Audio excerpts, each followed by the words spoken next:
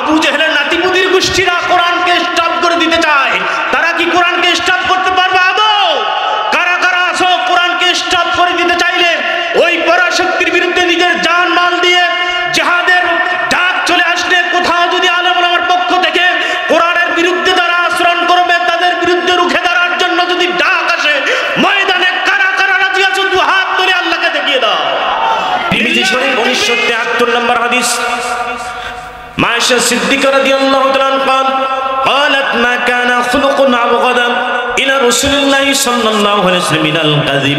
আল্লাহর নবী বিশ্ব নবীর কুমারী স্ত্রী উম্মার জন্য আমিরুল মুমিনিন উম্মুল মুমিনিন হযরত মায়েশা সিদ্দিকা রাদিয়াল্লাহু তাআলা বলেছেন, মিথ্যা এমন একটি মা কানা খুলুকুল আবগাদ, মিথ্যা একটা এমন ঘৃণিত চরিত্র যা বলাতে মানুষকে ঘৃণিত চরিত্রের অধিকারী বানায় দেয়। বলেন নাউজুবিল্লাহ। মিথ্যা বললে একজন চরিত্র হয় ঘৃণিত চরিত্র ব্যক্তি একজন হয়ে যায়, তার মানে তার চরিত্র হলো ঘৃণিত চরিত্র।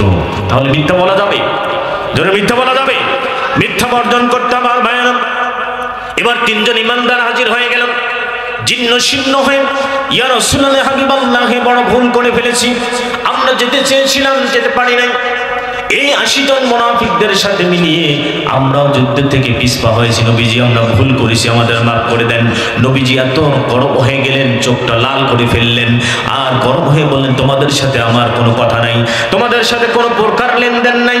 তাফসীর ইবনে কাসির খুলে দেখেন, কোনো প্রকার লেনদেন নাই, কোনো কথাবার্তা নাই, কোনো ব্যবসায় তোমাদের খাতির নাই, চাকরিতে খাতির নাই, কোনো প্রকার কথা তোমাদের সাথে নাই, যতক্ষণ পর্যন্ত আল্লাহ পাকের পক্ষ থেকে কোনো এলান আসে। জোরে বলুন আল্লাহু আকবার। আমার ভাইয়েরা, তিনজন ইমানদার জীর্ণ শীর্ণ হয়ে দৌড় মারলেন, একটা ঘরে চলে গেলেন, একটা আবদ্ধ ঘরে আটকে বললেন, দরজা জানালা সব বন্ধ করে দিলেন। এদের তিনজনের ভিতরে কাব ইবনে মালিক রাদিয়াল্লাহু তাআলা চিৎকার করে আল্লাহকে ডাকান লাগো। এই পৃথিবীতে অসংখ্য জায়গা আমার মনে হলো পৃথিবীতে একটা পা তুলে বেড়াবো, এই জায়গাটা মনে হয় আল্লাহ আমাদের কাছ থেকে তুলে নিলেন। এত শীর্ণ জীর্ণ হয়ে গেল, সংকীর্ণ হয়ে গেল জমিনটা, আমরা পা ফেলার জায়গা পাচ্ছি না। তিনজন বন্ধু একটা ঘরে আবদ্ধ হয়ে গেলেন। 10 দিন 5 দিন নয়, 5 দিন 10 দিন নয়, 20 দিন নয়, 30 দিন নয়, 40 দিন নয়, একটা না 50 দিন পর, আল্লাহু আকবার বলেন। 50 দিন পর আল্লাহ রাব্বুল আলামিন হযরত জিবরিলকে পাঠিয়ে দিলেন, জিবরিল তাড়াতাড়ি করে চলে যান। আমার ভাইরা সংক্ষেপ করে দিলাম শানে নজুলটা। আল্লাহ পাকের হাবিব বিশ্বনবী মুহাম্মদ রাসূলুল্লাহ সাল্লাল্লাহু আলাইহি ওয়াসাল্লাম বসে আছেন। 50 দিন পর আল্লাহ রাব্বুল আলামিন এই তিনজন ইমানদারের তওবাটা কবুল করে নিলেন। হযরত জিবরিলকে আল্লাহ পাক পাঠিয়ে দিলেন, জিবরিল তাড়াতাড়ি করে চলে যা, আমার ওই তিন বান্দাকে আমি আল্লাহ পাক মাফ করে দিলাম। জোরে বলুন সুবহানাল্লাহ। মাফ করলাম একটা শর্তে, সেই শর্তটা আমার নবীর কাছে তুমি নাজিল করে দাও। আমার ভাইরা, আপনাদের সামনে যে আয়াতটা আমি তেলাওয়াত করলাম, আয়াতখানা নবীজির উপর নাজিল হলো, আমার সাথে পড়ুন। ইয়া আইয়ুহাল্লাযীনা আমানু তাকুল্লাহা ওয়া কুনু মা'আস সাদিকিন। জোরে বলুন আল্লাহু আকবার। আয়াত নাজিল হয়ে গেল। নবী হে, আপনি ব্যর্থহীন কণ্ঠে জানায় দেন, মুনাফিক সহ সকল মানুষকে আপনি জানায় দেন, যদি কোনো ভালো মানুষ কোনো খারাপ মানুষের সাথে সঙ্গ দেয়, জড়িত হয়ে যায়, প্রথমে আল্লাহ পাক ডাক দিয়ে বলেন, হে ঈমানদারেরা, ইয়া আইয়ুহাল্লাযীনা আমানু, হে ঈমানদারেরা, যারা ঈমান এনেছো, যারা ঈমানে ভূষিত হয়েছো, তোমাদেরকে বলছি, তোমরা মুনাফিকদের সাথে সঙ্গ দিবে না, কখনো তোমরা খারাপ মানুষের সাথে সঙ্গ দিবে না।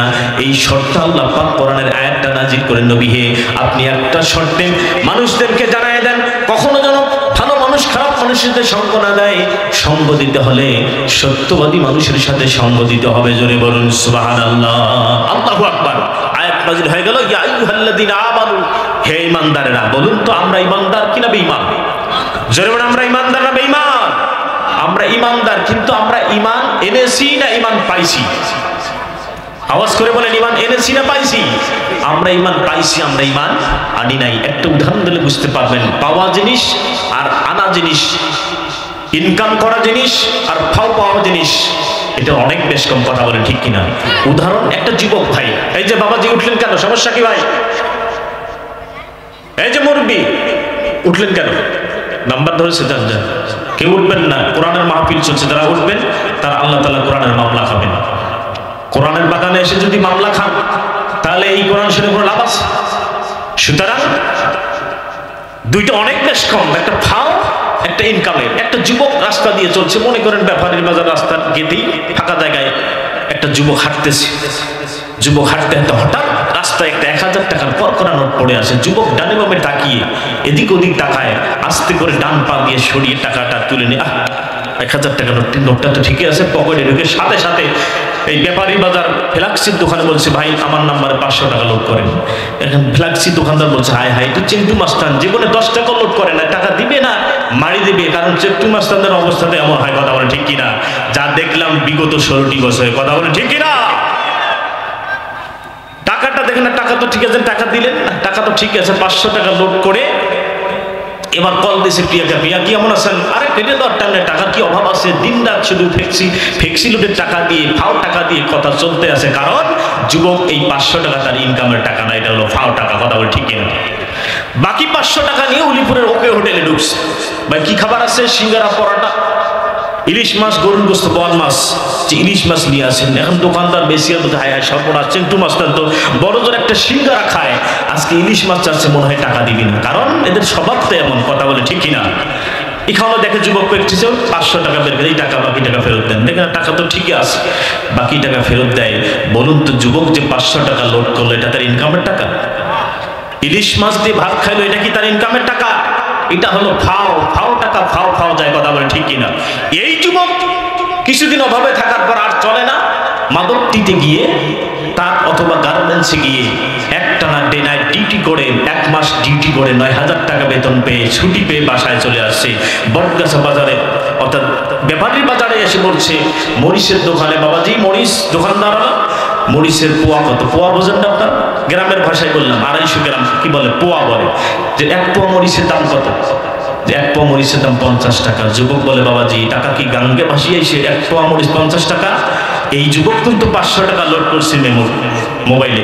এই যুবক ইলিশ মাছ দিয়ে ভাত খাইছে, কিন্তু আজ 50 টাকা দিয়ে মরিচ কিনতে তার বাঁধে মেধায়।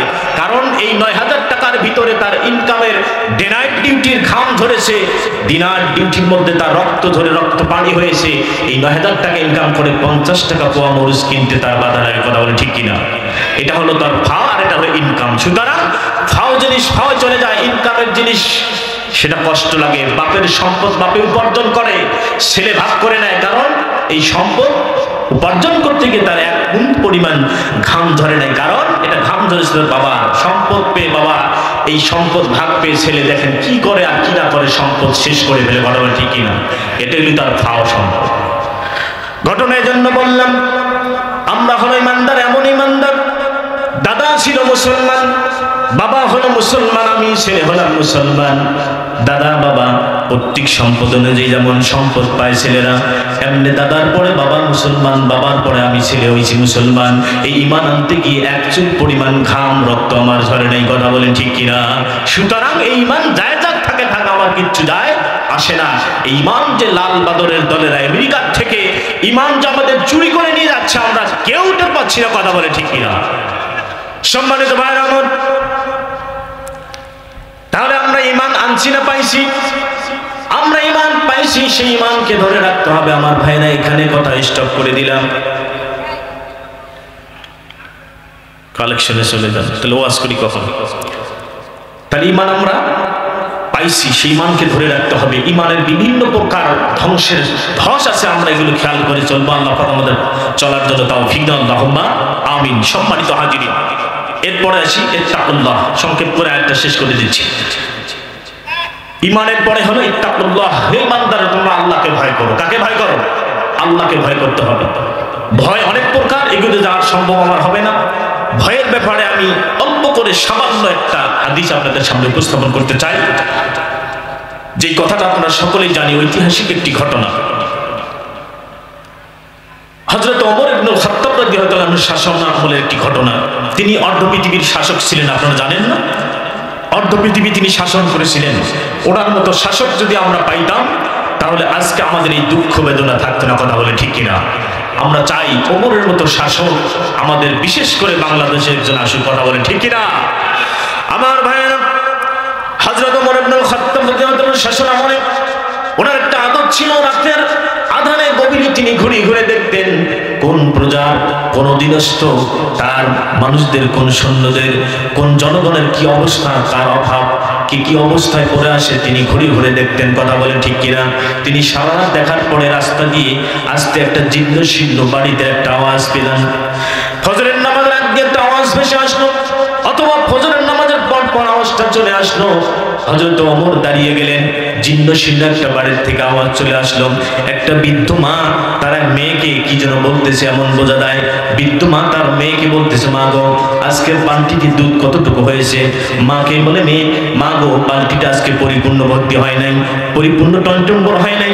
মা বলে, মেয়ের পরিপূর্ণ বালতি যদি দুধ না হয় তাহলে আমাদের সংসার চলা কঠিন হয়ে যাবে, বরং তুমি সংসারকে চালানোর জন্য, পরিপূর্ণ বালতি করার জন্য এই দুধের মধ্যে পানি মিশাও।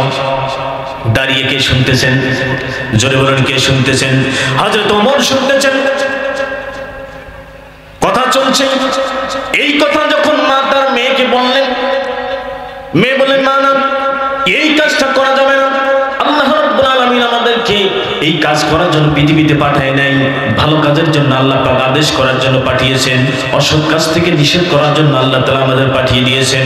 মা তার মেয়েকে যখন পেশাব করতেছেন দুধের মধ্যে পানি দেওয়ার জন্য, মিশানোর জন্য, মেয়ে এবার কোরআনের ভাষায় মাকে জানিয়ে দিলেন, মা শুনে নাও, কুনতুম খায়রা উম্মাতিন উখরিজাত লিন-নাসি তা'মুরুনা বিল মা'রুফি ওয়া তানহাউনা আনিল মুনকারি ওয়া তু'মিনুনা বিল্লাহ।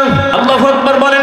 আল্লাহ পাকের এই আল্লাহর বান্দী ছোট্ট মেয়েটা মাকে জানিয়ে দিলেন, মা গো আমরা হলাম শ্রেষ্ঠ জাতি, আমরাই তো উত্তম জাতি, আল্লাহ পাক আমাদেরকে পৃথিবীতে পাঠিয়ে দিয়েছেন, উখরিজাত লিন-নাসি, মানুষদের ভিতর থেকে বের করেছেন আমাদেরকে ভালো মানুষ হিসাবে, তা'মুরুনা বিল মা'রুফ, ভালো কাজের জন্য আদেশ করার জন্য আল্লাহ রাব্বুল আলামিন পৃথিবীতে পাঠিয়ে দিয়েছেন, ও তানহাউনা আনিল মুনকার, অসৎ কাজ থেকে মানুষকে বিরত রাখার জন্য আমাদেরকে পাঠিয়ে দিয়েছেন। সুতরাং মা এই কাজটা করা যাবে না, ভালো জিনিসের সাথে খারাপ জিনিস মিশানো যাবে না, দুধের সাথে পানি মিশানো যাবে না। কারণ আমার ভাইয়েরা, দুধ এমন একটা পদার্থ, দুধের এমন একটা খাদ্য আল্লাহ পাক নিয়ামত দিয়েছেন। একটা মানুষ যদি অধিক পিপাসিত হয়, পানি খেলে পিপাসা চলে যায়, কিন্তু একটি মানুষ যদি ক্ষুধার্ত অধিক হয়ে যায়, পানি খাইলে ক্ষুধাটা যায় না। কথা বলেন ঠিক কিনা?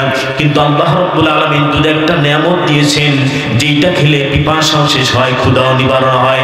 সেই নিয়ামতটা হলো আল্লাহ তাআলার পক্ষ থেকে দুধ। কথা বলেন ঠিক কিনা? এই ভালো জিনিসের সাথে খারাপ জিনিস মিশানো যাবে না। মাকে মেয়েটি কোরআনের আয়াত দিয়ে বুঝিয়ে দিলেন। মা তারপর পেশারকে বলতেছে, না আমরা তো সামান্য দুধ মিশাবো আমাদের সংসার চালানোর জন্য, সামান্য দিলে দুধটা নষ্ট হবে না। মা এবার মার কথা শুনে মেয়ে আবার কোরআনের আয়াত তেলাওয়াত করলেন, ওয়ালা তালবিসুল হাক্ক বিল বাতিলি ওয়া তাকতুমুল হাক্ক ওয়া আনতুম তা'লামুন। আল্লাহু আকবার বলেন। মাকে মেয়ে বলে, মা গো না, এই কাজটা করা যাবে না, ভালো জিনিসের সাথে খারাপ জিনিস মিশানো যাবে না, সত্যকে মিথ্যা দিয়ে ঢাকানো যাবে না, মা এই কাজটা করা যাবে না। বারবার কোরআন আয়াত দিয়ে মাকে মেয়েটা বোঝানোর চেষ্টা করতেছে। এক পর্যায়ে দাঁড়িয়ে কে শুনতেছেন? জোরে বলেন। হযরত ওমর। এই ঘটনা এক পর্যায়ে হযরত ওমর বাড়িতে চলেন। সকালবেলায় স্ত্রীকে বলে, স্ত্রী আমার ছেলের জন্য একটা মেয়ে আমি ঠিক করেছি। আল্লাহু আকবার বলেন। আর আল্লাহু আকবার।